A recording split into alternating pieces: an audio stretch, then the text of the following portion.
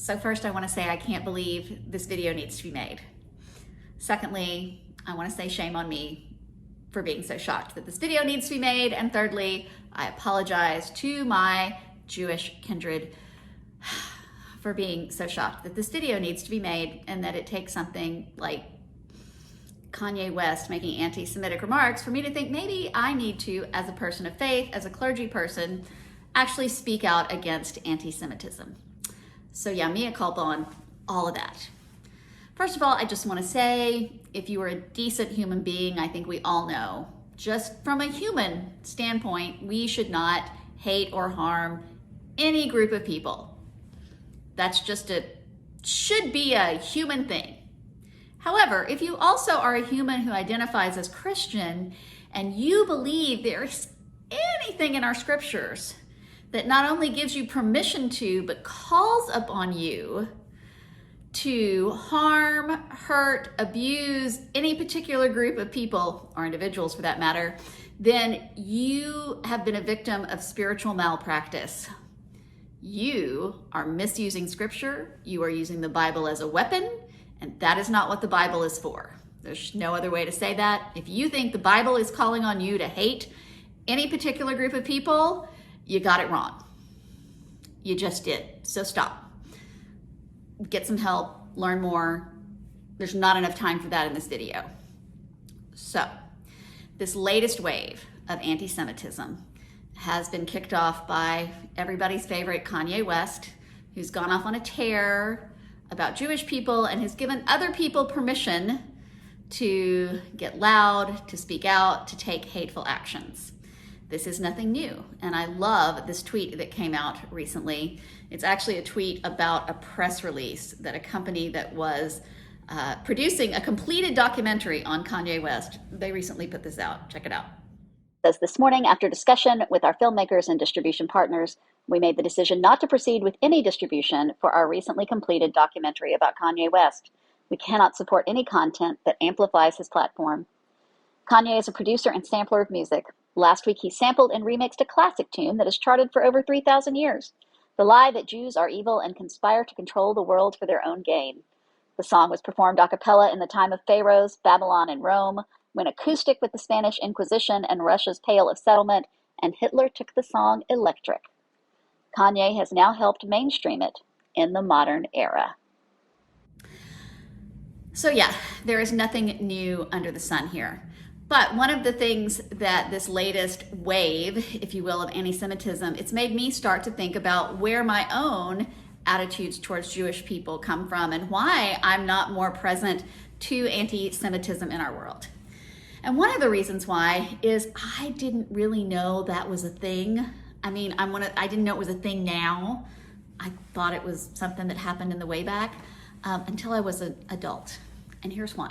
I grew up in a small town in the South. We had a small Jewish community. Went to school with a lot of the kids. They were my friends, great people, knew their families. We all liked them. Yeah. No one in my world ever told me I was supposed to hate them or that there was anything wrong with them because they were Jewish.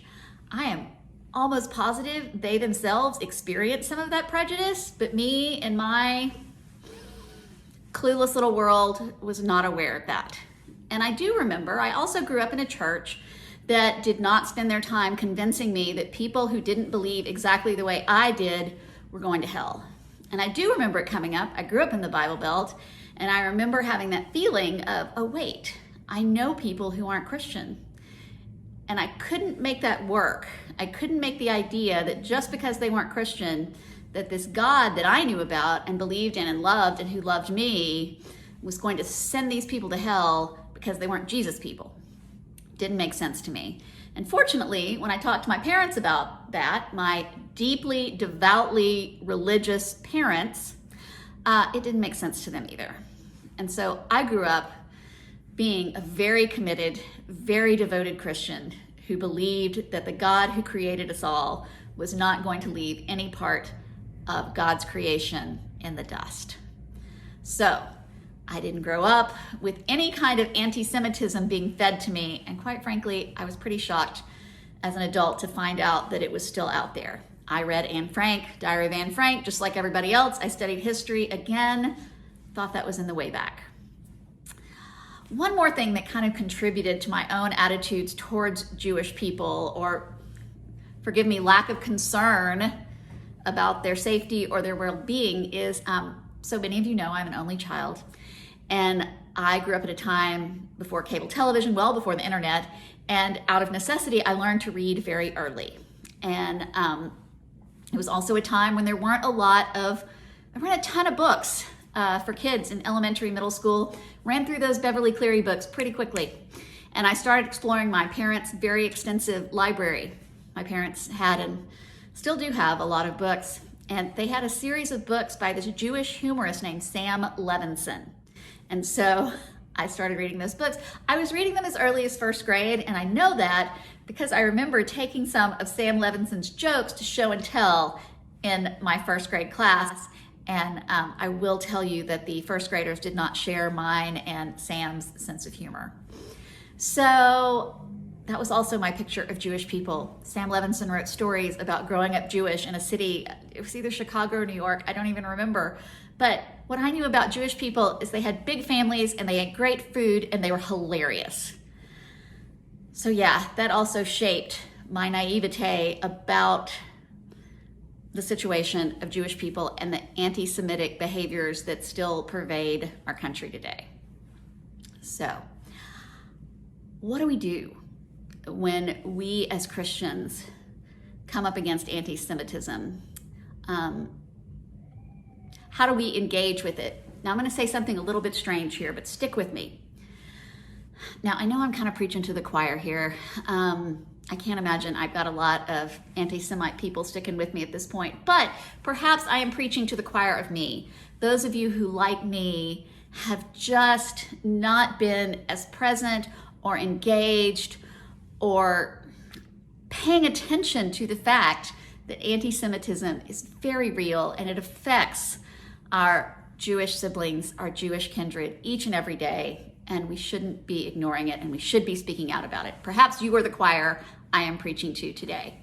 So I'm going to ask you to do something a little bit strange. I'm going to ask you to remember your baptism. Okay? When we talk about anti-Semitism, remember your baptism. Now, here's the first reason why. Now, in my tradition, we baptize babies. We also baptize believers, but traditionally we baptize babies as a reminder. It is a visible sign of an invisible claim that God has on us before we ever know God. And when we remember our baptism, we remember that we got invited into this club. We were not God's first chosen people. When we remember our baptism, we remember that we were the outsiders. God chose the Israelites way before Jesus ever came along. And we were the ones who got invited late to the party. So, as we remember our baptism as a sign and a symbol of God's claim on us, remember that we were not the first.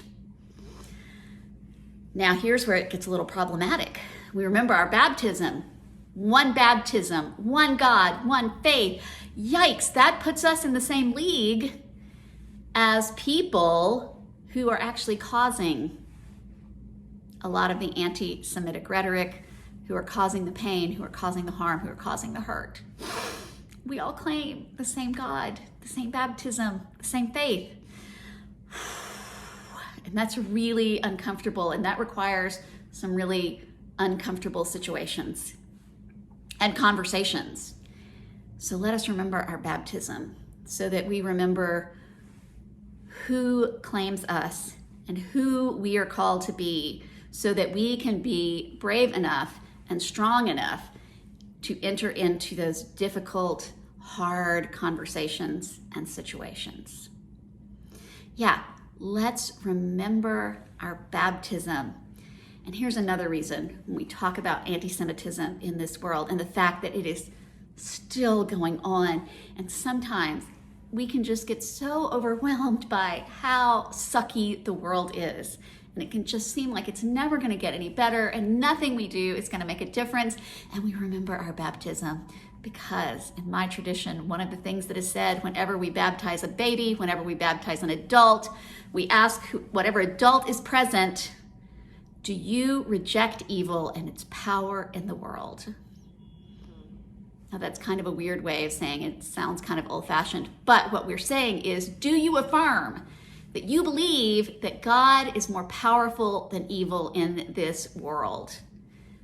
And when you were being baptized, when you were having your baby baptized, your answer is yes.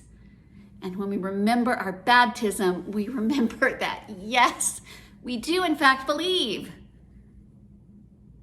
that God is more powerful than any evil this world can offer up. So, as you make an effort to engage in the fight against anti-Semitism, to stand up and stand with our siblings who are of the Jewish faith, who are God's first chosen people, we were invited later. Remember your baptism. Let the power of that call remind you who you are, remind you who you follow, and may it give you the strength to engage in those difficult conversations and remind you that the God we follow, that the God we trust, that the God we believe in is more powerful than any evil Kanye West or anybody else out there can stir up.